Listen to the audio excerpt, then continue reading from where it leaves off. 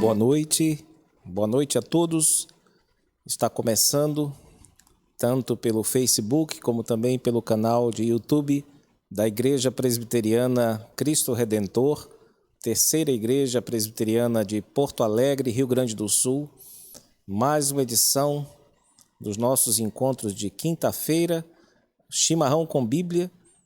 Todos vocês são nossos convidados e é nosso desejo, nossa esperança que o Senhor Deus fale ao nosso coração durante este pequeno tempo que passamos com Ele e também debruçados sobre a Sua palavra, buscando aprender dEle, e também dedicamos um pequeno momento para louvá-lo com cânticos e com orações. E hoje, inicialmente, nós vamos começar com uma das orações do Saltério, aquela que está no Salmo de número 39. Eu farei a leitura e peço a atenção de todos os que me ouvem nesta hora, a palavra de Deus que nos diz assim, Salmo de número 39. Ao mestre de canto, Jedutum, Salmo de Davi. Disse comigo mesmo, guardarei os meus caminhos para não pecar com a língua. Porei mordaça a minha boca enquanto estiver na minha presença o ímpio. Emudeci em silêncio, calei acerca do bem, e a minha dor se agravou. Esbraseou-se-me no peito o coração. Enquanto eu meditava, ateou-se o fogo. Então disse eu com a própria língua, dá-me a conhecer, Senhor, o meu fim e qual a soma dos meus dias, para que eu reconheça a minha fragilidade. Deste aos meus dias o comprimento de alguns palmos. A tua presença, o prazo da minha vida, é nada.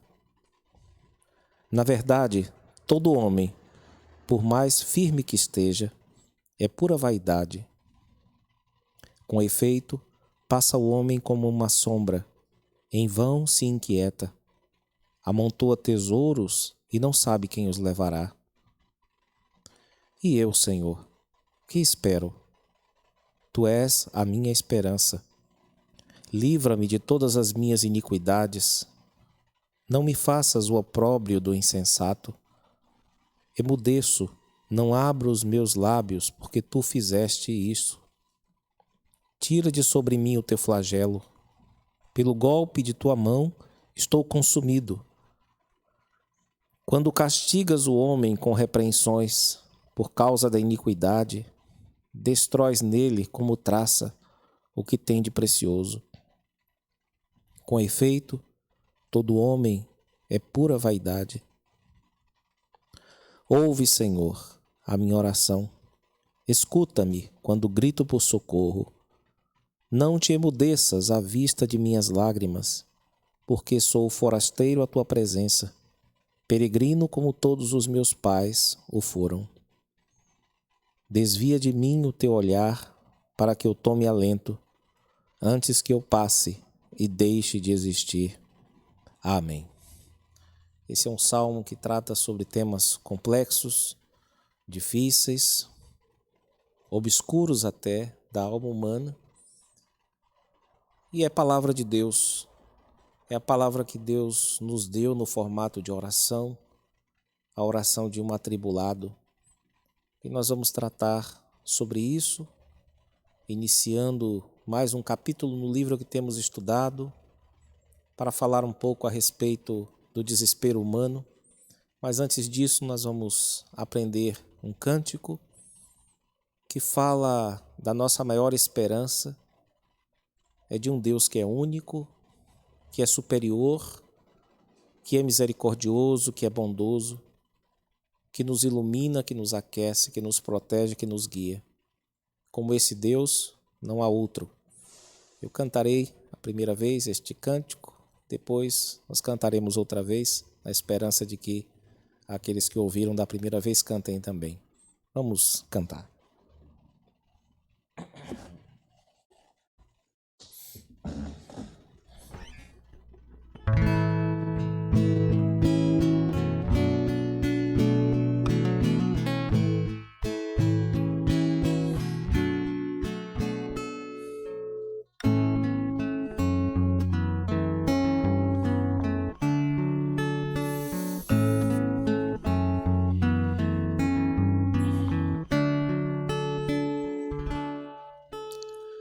Senhor, tu és a luz que ilumina meu caminho. Senhor, tu és meu abrigo no frio.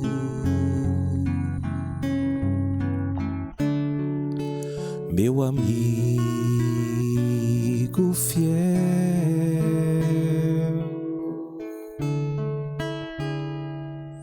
quando sinto temor,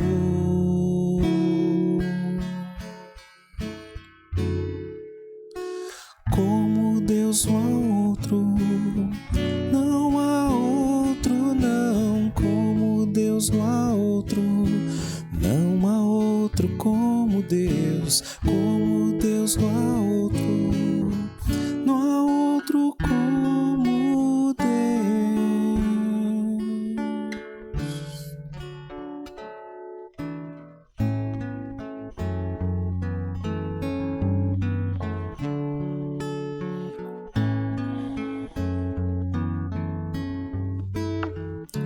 Senhor, tu és o pão da vida pro faminto.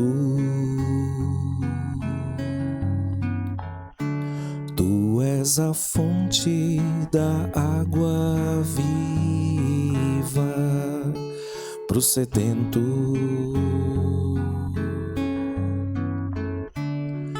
Aonde irei, Senhor?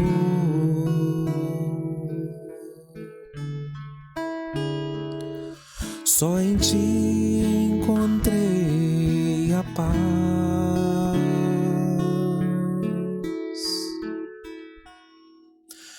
Como Deus não há outro, não há outro, não. Como Deus não há outro, não há outro como Deus não há outro, não há outro como Deus.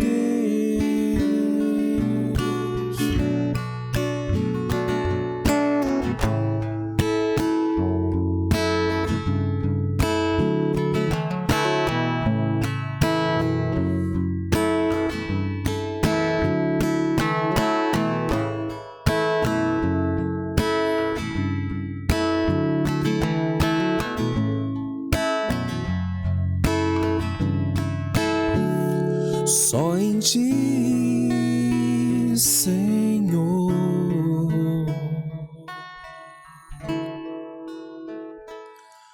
encontrei a paz.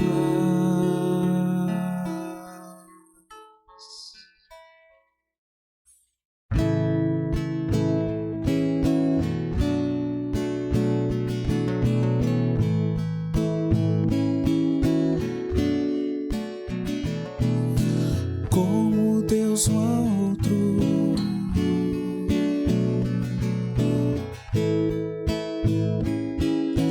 não há outro como Deus,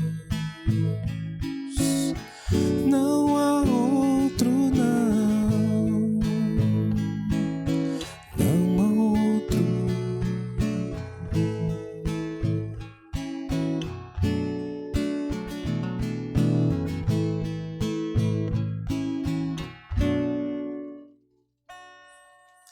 Vamos tentar cantar agora, todos juntos?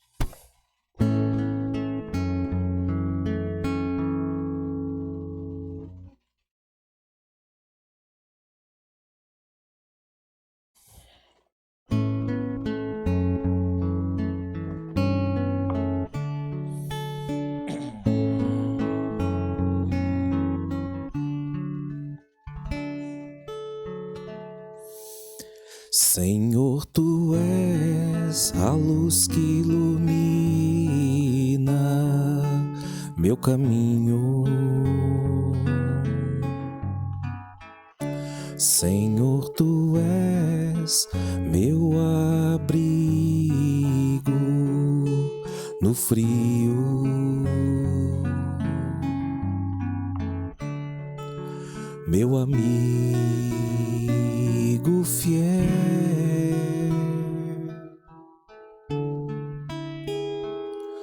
Quando sinto temor,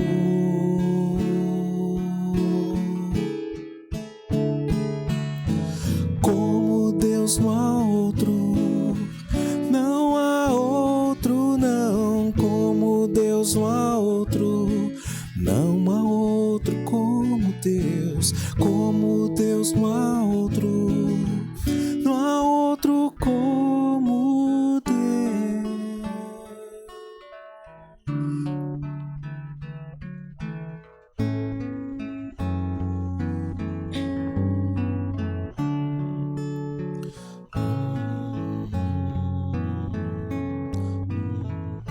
Senhor, Tu és o pão da vida pro faminto.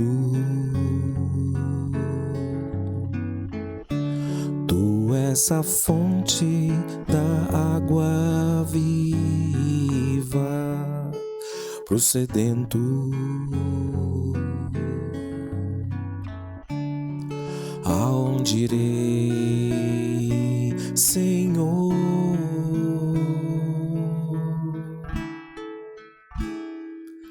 Só em Ti encontrei a paz.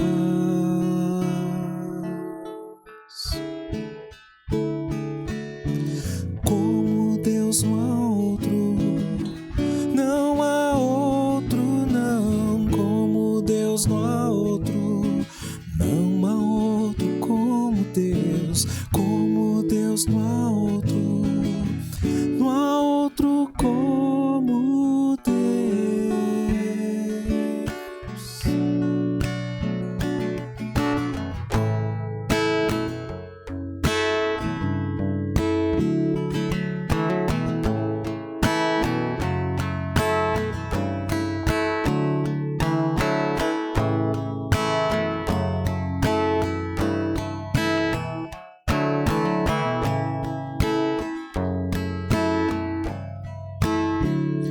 Só em Ti,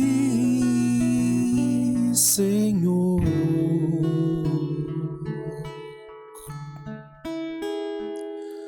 encontrei a paz.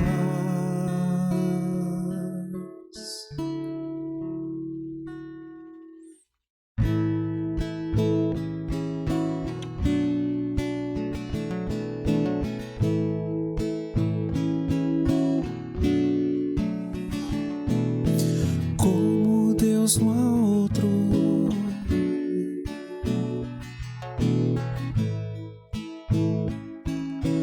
não há outro como Deus, não há outro, não, não há outro.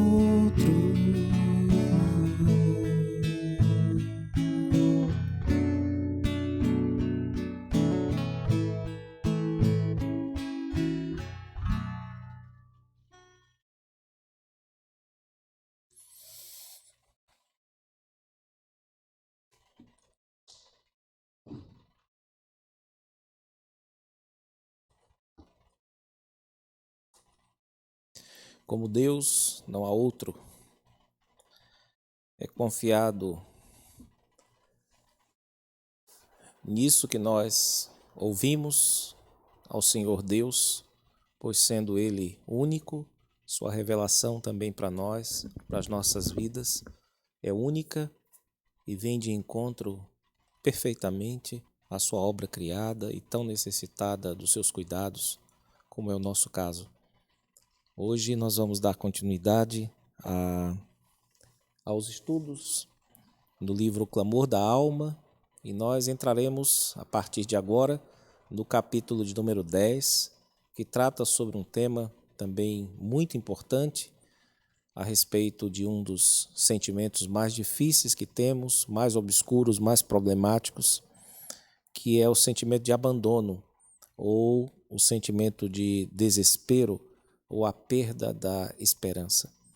Esse é um assunto delicado, ele diz respeito a todos nós nesta vida, considerando que nós temos todos na nossa estrutura, como seres humanos, independente da religião ou de qualquer outra coisa, nós temos esperanças, e por vivermos num mundo de pecado, um mundo de morte, nós também temos muitos ataques sendo feitos constantemente àquilo que esperamos que aconteça conosco. Então nós estamos sujeitos ao desespero e é parte da nossa estrutura como seres humanos, como seres temporais, ter esperança. Então nós vamos tratar sobre isso, evidentemente abordando esse aspecto mais obscuro, mais problemático do desespero. Eu gostaria de iniciar com um caso que é sempre o que acontece na abertura de cada capítulo. Eles contam a história de alguém para ilustrar a situação que eles querem tratar ou a emoção que eles querem destacar. E eu gostaria de ler um pouco aqui a respeito da vida de uma senhora chamada Nelly, que nos diz assim: Dia de ação de graças. Por que teria que dar graças? Era o 4º ano seguido em que não podia sair da cama para comer na mesa. As pessoas tinham que levar o alimento até ela. 94 vezes comemorando o Dia de Ações de Graças, Nelly pensou. 8 anos neste asilo infeliz, 4 sem poder caminhar até a mesa. Não tinha nada nem ninguém no mundo. Seu esposo, morto há 35 anos, trabalhara até a morte, preocupado em conseguir dinheiro. Ela não quis se casar de novo. Velha demais, pensou então que ainda tinha sua filha e netos. Sua filha morrera no ano anterior, aos 73 anos, também viúva. Por que Nelly teve de viver tanto e ver sua própria filha morrer? Ela desejou de todo o coração estar morta, como estavam todos os seus amigos. A lembrança deles vagava em sua mente. Cada rosto a rondava. Cada um lhe recordava a perda sem fim da vida, da amizade e do sentido. Estava cansada demais. Queria renunciar, fechar os olhos para a dor da vida. Ninguém se importaria se eu vivesse ou morresse, pensava, enquanto as lágrimas rolavam pela face enrugada. Essa é uma ilustração de uma senhora no asilo, depois de ter perdido tudo, só lhe restavam as lágrimas. Até a semana passada, irmãos, nós falamos a respeito do assunto do ciúme, e agora os autores começam, como eu disse, um novo capítulo, tratando a respeito do desespero. É um sentimento que eles chamam de um sentimento primo do ciúme. Um primo, por assim dizer, passivo. Os dois, tanto o ciúme como também o desespero, são desencadeados pelo abandono ou pela ameaça de abandono, que leva à perda da esperança e leva também à solidão. No entanto, um ciumento é ativo. Ele luta para, de algum modo, manter o seu amor e não perder esse amor para um rival, para uma rival. No caso do desesperado, é diferente. Em vez de lutar, ele abre mão de tudo aquilo que ele perdeu e ele se afasta. Então, de certo modo, tanto o desespero como o ciúme são desencadeados, são provocados por um movimento de abandono. E com isso, uma pessoa desesperada costuma recusar aquilo que ela está sentindo em termos de saudade. Ela se recusa a ser consolada, a ser confortada, porque ela se recusa a querer ter esperança outra vez. E para isso ela vai amortecendo a sua vida, o seu interior, em relação a qualquer possibilidade, qualquer estímulo que a leve a esperar talvez um dia ser resgatada, ser realizada, ser redimida ou ser feliz outra vez. Então isso é o que caracteriza, de acordo com os autores, essa postura que é chamada de desespero. Esse entendimento proposto por eles pode soar um pouco estranho para nós, e isso talvez se deva ao fato de que nós nos acostumamos a pensar a respeito do assunto do desespero por meio de imagens, e imagens bastante estereotipadas, digamos assim, ou padronizadas, né? Se você perguntar a alguém de repente o que é desespero, é provável que a pessoa não saiba conceituar, mas saiba te dar um exemplo. É quando alguém sai correndo, desesperado, arrancando cabelos, ou quando alguém pega uma arma e faz alguma coisa ruim consigo mesmo, ou pula de um prédio, ou corta os pulsos, ou faz alguma coisa desse tipo.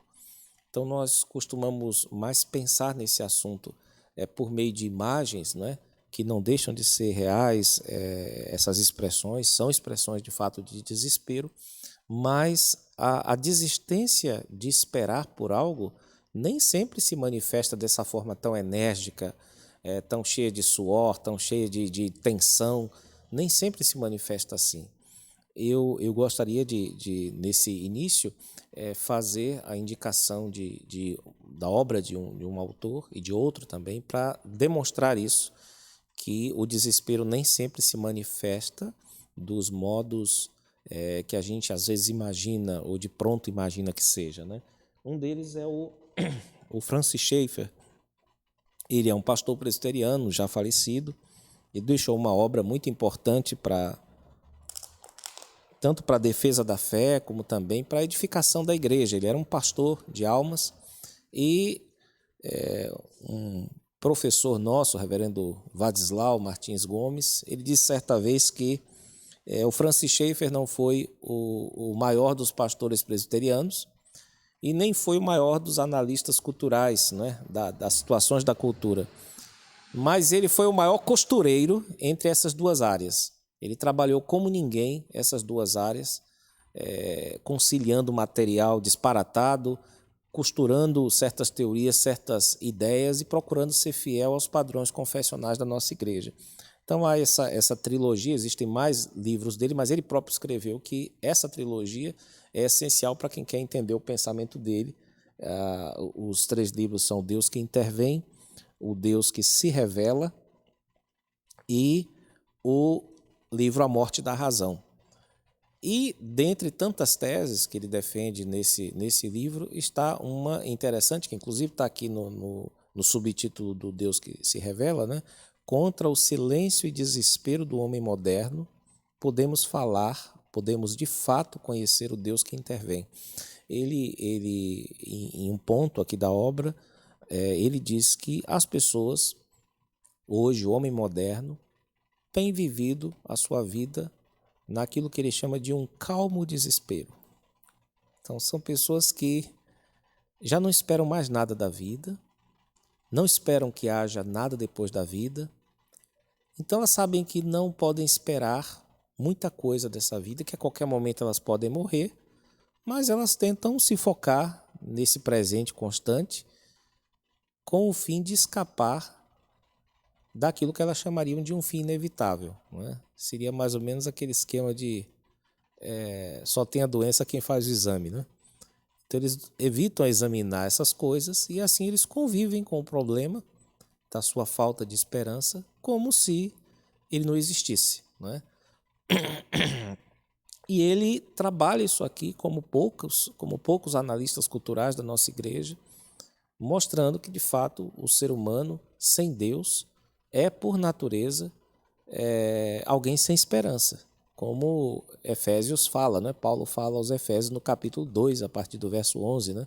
Vocês estavam sem Cristo, né? Alheios às promessas do Evangelho, sem esperança, né? E sem Deus no mundo, vocês eram ateus. Essa é a palavra que aparece lá. Vocês viviam sem Deus e viviam nesse mundo e vocês não tinham esperança.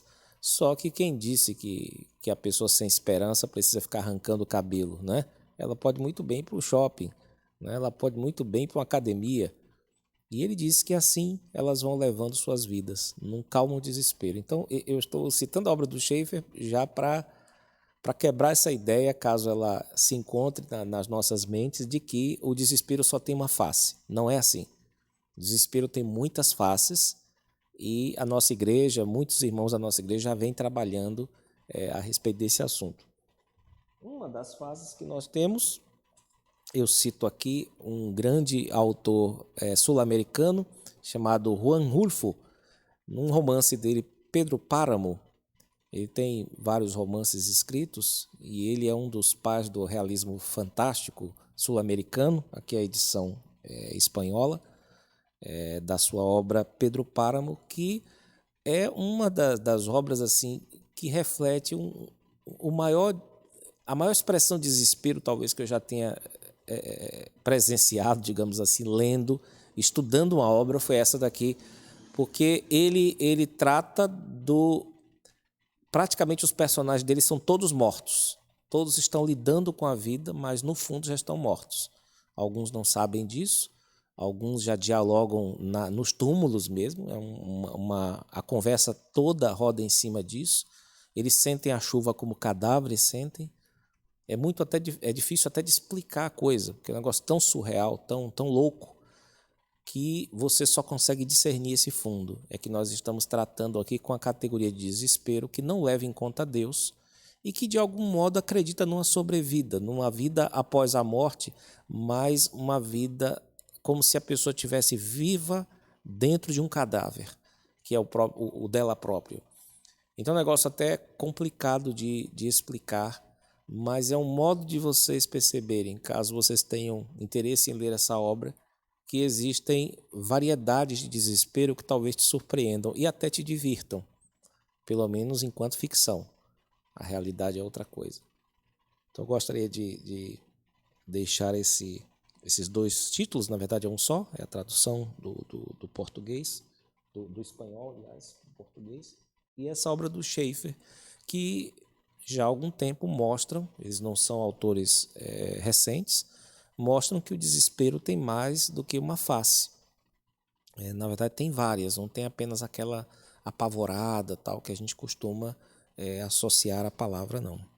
Muito bem, então continuemos, irmãos.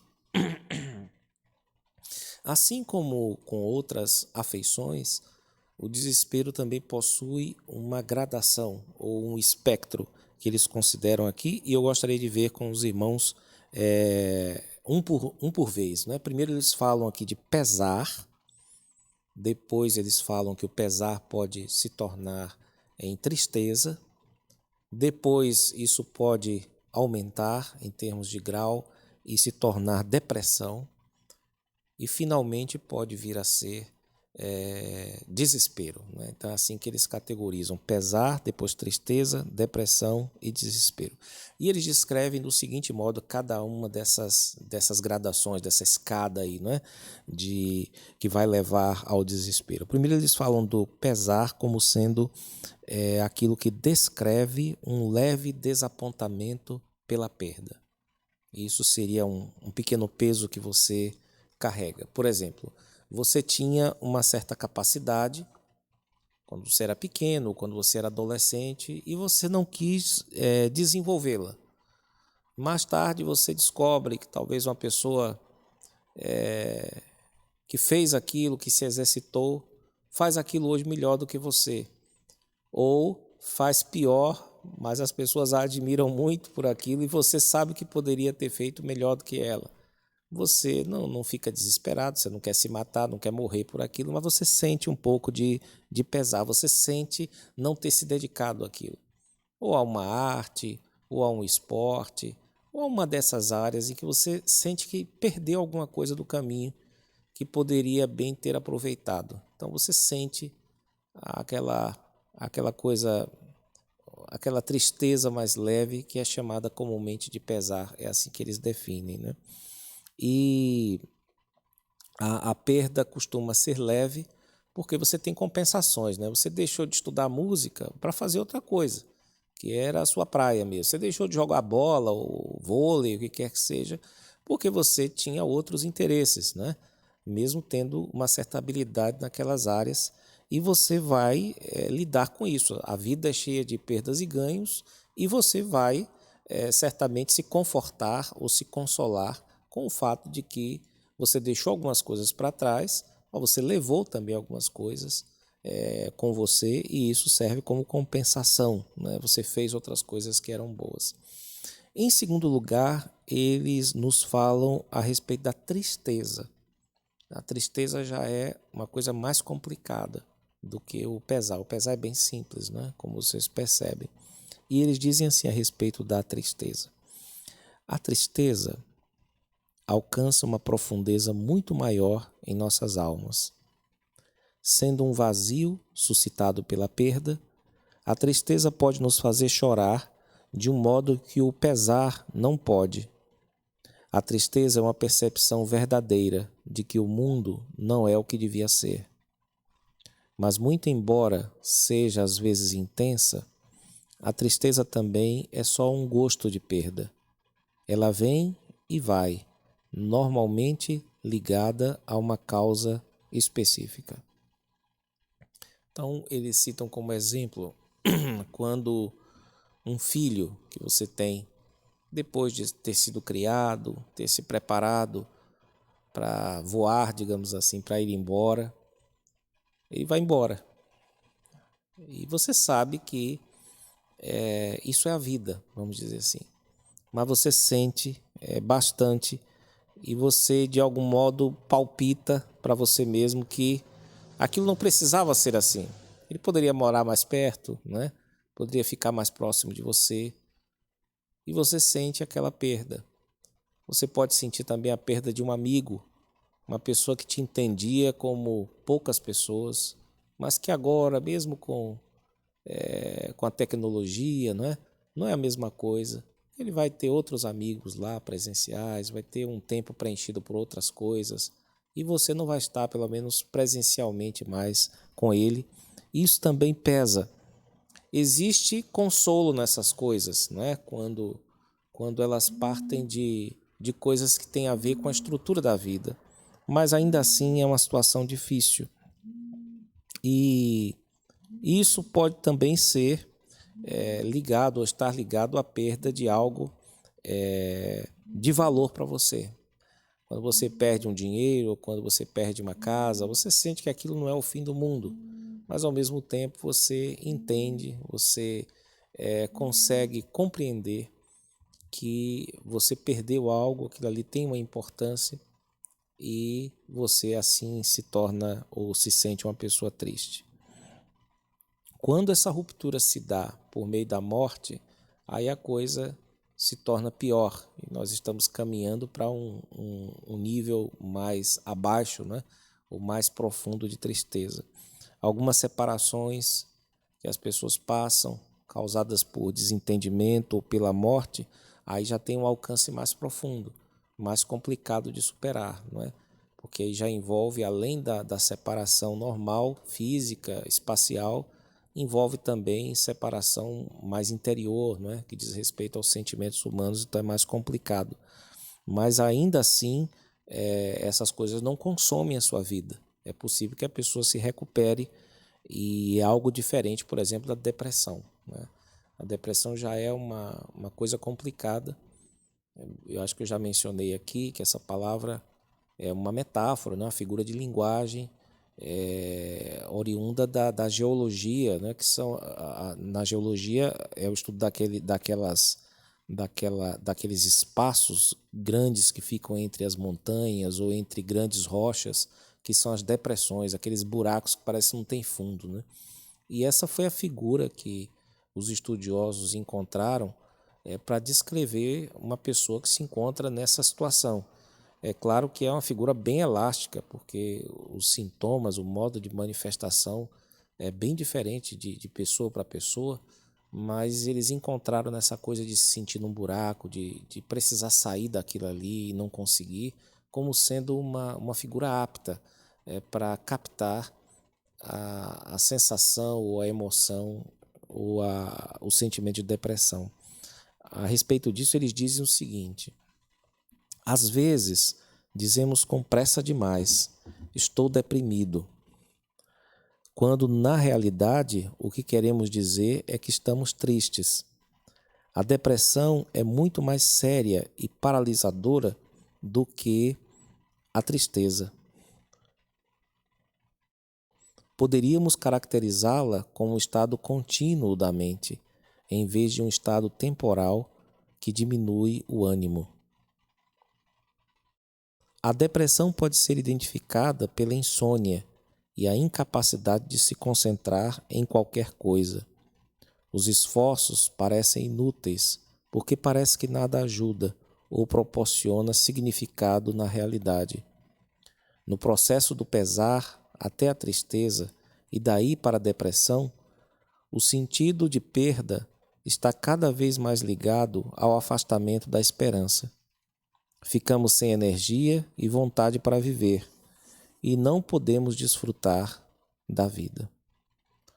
Então essa é uma situação complicada, mas ainda assim você pode sair dela e você pode considerar a sua própria situação dentro da depressão, enquanto você está deprimido.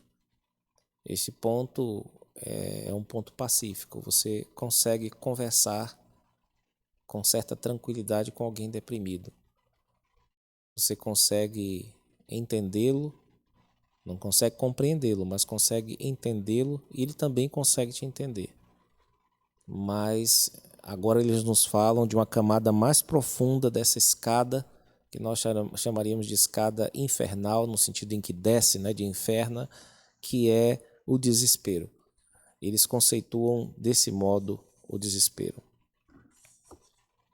O desespero é a ausência total de qualquer sentido de esperança, acompanhado por um sentimento de impotência. O desespero leva à resignação e possivelmente ao suicídio. Se você foi à universidade nos anos de 1960 ou 1970, lembrará da popularidade do existencialismo francês. Alguns defensores dessa filosofia sugerem que o suicídio é a única reação lógica face ao desespero evocado por um mundo sem sentido.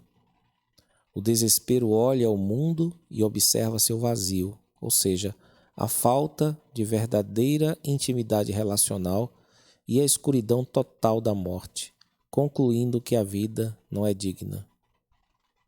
Este é o centro de todas as formas de desespero destrutivo: abandono, perda, morte do desejo e uma negação subsequente da esperança.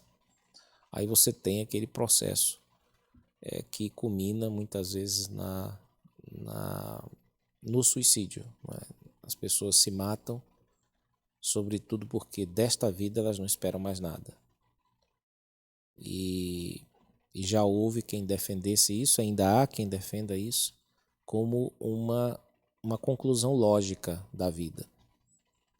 Conclusão que, de certo modo, desconsiderando Deus do processo, tem certo sentido. A vida sem Deus, sem conhecer o planejador, considerando que nós fomos criados por Deus e nós fomos programados para voltar para Deus, quando nós estamos fora do caminho de Deus, de fato, você não consegue ver, se você raciocinar bem, sentido na vida. Se Deus não existe, se Deus não atua no nosso mundo, então nós simplesmente não vemos muito sentido para continuar a viver, para continuar a existir. Hoje, irmãos, eu gostaria apenas de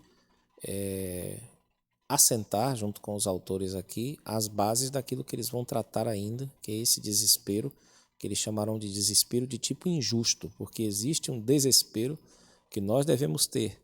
Existem coisas das quais nós devemos desesperar e outras as quais nós devemos esperar.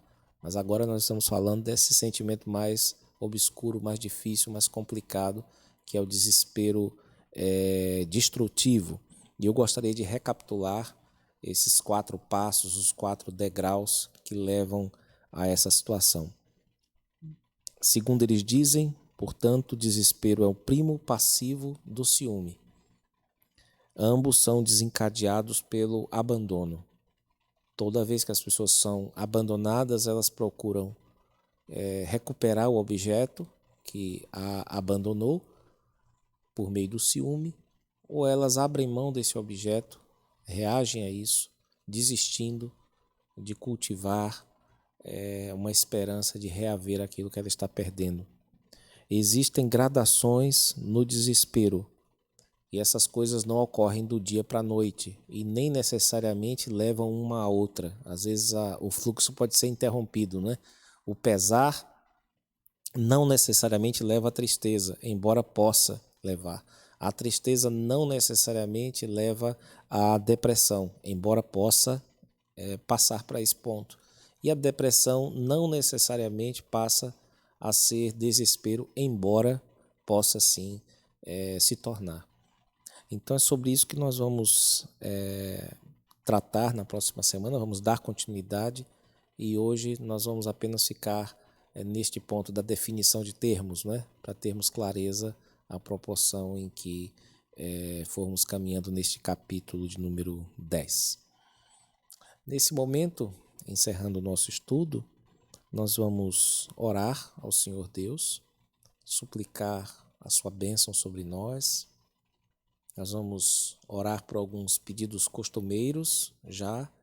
Um deles é a situação de crise em que nós atravessamos, ligada a essa questão da pandemia. Junto com ela, nós temos muitas consequências ruins, e temos pessoas que estão na linha de frente desse combate, pessoas que devemos sempre ter em nossa memória, em nosso coração, com gratidão e oração. Eu me lembro aqui dos nossos médicos, dos nossos enfermeiros, secretários, zeladores, todos aqueles que trabalham em hospitais, que estão na linha de frente lidando com isso, aqueles que estão também trabalhando na área de segurança, cuidando para que haja ordem na sociedade. Vamos pedir por essas pessoas. Vamos pedir também pelos políticos, para que Deus lhes conceda sabedoria, para que eles possam, no meio dessa situação tão obscura, ter clareza e tomar as decisões que promovam o bem da sociedade e não o seu mal. Vamos nos lembrar dos prefeitos, das nossas cidades, dos governadores, do nosso presidente, dos nossos juízes. Vamos suplicar a Deus para que tenha compaixão de nós e nos abençoe e nos ajude. Vamos também pensar na Igreja do Senhor Deus, espalhada pela face da terra, suplicar por seus ministros, seus anciãos, por seus presbíteros, diáconos, por todos os pregadores, os missionários, as pessoas que estão procurando fazer a vontade de Deus, aqueles anônimos que estão buscando servir a Deus.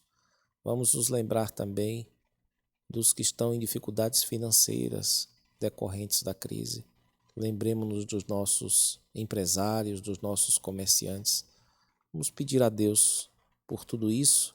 Vamos passar alguns instantes em sua presença, agradecendo a Ele pelos momentos que Ele nos deu aqui e também suplicando por estes assuntos.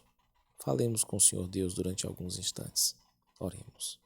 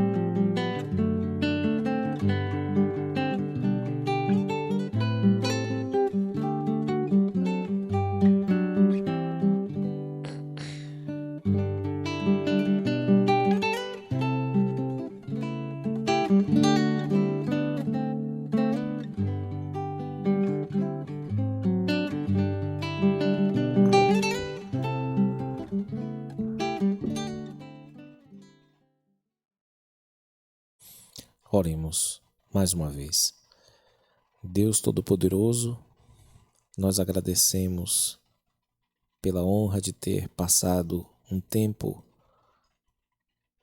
louvando a Ti, orando ao Senhor, estudando a Tua palavra e rogamos, ó Deus, para que o Senhor guarde tudo aquilo que veio do Senhor nos nossos corações, Senhor, para que jamais percamos a esperança que devemos ter em Ti. Nós Te louvamos, porque o Senhor tem sido Deus bondoso e misericordioso, e tem mantido a esperança em nossos corações, e não tem nos permitido desviar nem para a direita nem para a esquerda, mas esperar tanto a vida eterna no porvir, como também dias melhores de refrigério, de serviço, de amor a Ti, nesta vida ainda. Ó Deus, conceda-nos a graça de ver respondidos os nossos pedidos que foram mencionados aqui a respeito das pessoas que estão na linha de frente no nosso país lutando contra a Covid.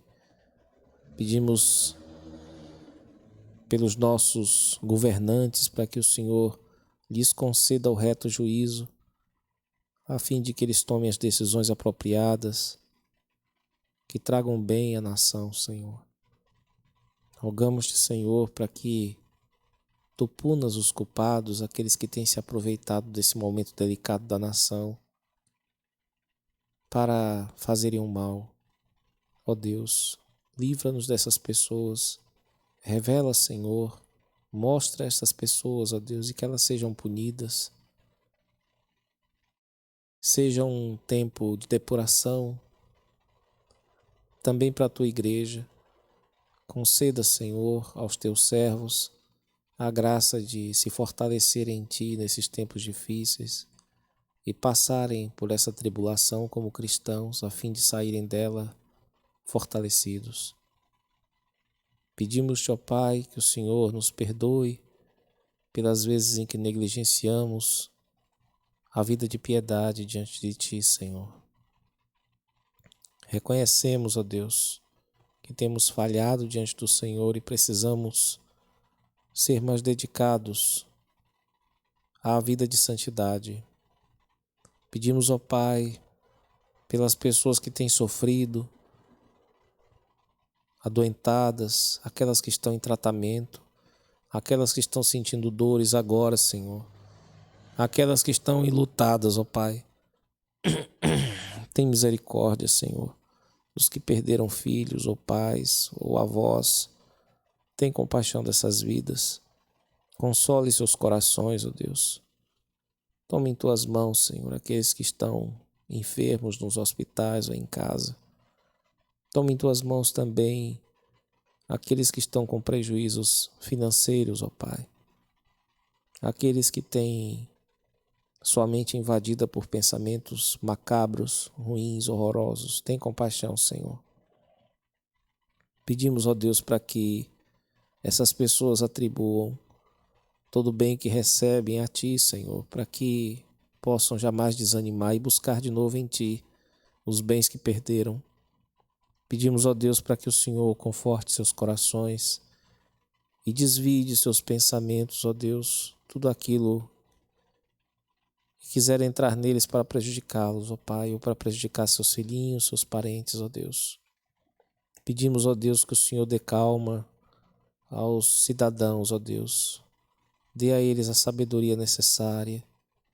Tenha compaixão de nós, ó Deus. Faça alguma coisa que mude esta situação tão complicada, ó Pai. Nós reconhecemos a nossa ignorância de boa parte desse problema, mas sabemos que Tu conheces todo ele, Senhor, e é por isso que nós encomendamos as nossas mentes, os nossos corações a Ti e pedimos para que o Senhor nos ajude, a fim de que os muitos discursos, a fim de que as muitas discussões que temos presenciado não nos confundam, não nos desviem, não nos levem ao desespero, Senhor. Pedimos, ó Deus, para que o Senhor continue a cuidar do Teu povo e a trabalhar nossos corações no meio dessa turbulência. Pedimos também que o Senhor nos dê uma boa noite. Essa é a nossa oração que fazemos a Ti, gratos por tudo, em nome de Jesus, o Teu amado Filho. Amém. Com esta oração, meus irmãos, nós encerramos o nosso chimarrão com Bíblia e o nosso próximo encontro é no domingo pela manhã, a partir das 9 horas, tanto no nosso Facebook, como também no canal de YouTube da Igreja Presbiteriana Cristo Redentor. Caso você não tenha ainda assinado, faça a sua assinatura no nosso canal, ative também as notificações para receber os vídeos à medida em que eles forem sendo publicados e ore por nossa igreja, ore pela igreja de Deus espalhada pela face da terra e confie em Deus que nós vamos sair dessa e as coisas vão se restabelecer. Deus há de nos ajudar como tem feito até aqui. E o Senhor Deus nos conceda uma boa noite. Deus nos abençoe.